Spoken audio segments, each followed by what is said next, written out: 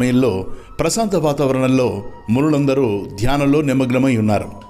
అందరూ పద్మాసనాలు వేసుకుని రెండు చేతులు ఒడిలో సంధించి అడమోడ్పు కన్నులతో అంతర్దృష్టిని భ్రూ మధ్యస్థానంలో బంధించి శ్వాస ప్రక్రియలను క్రమమార్గంలో ఉంచి తేజస్వరూపుడైన నారాయణుణ్ణి నిష్ఠతో ఏకాగ్రమైన మనస్సుతో ధ్యానిస్తున్నారు.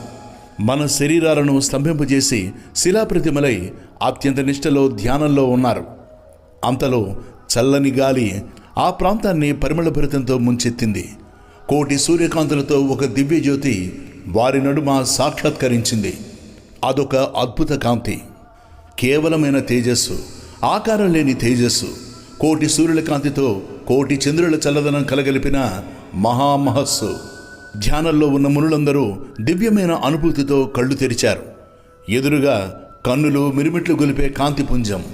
ఆ తేజస్సు దశ దిశలా వ్యాపించింది.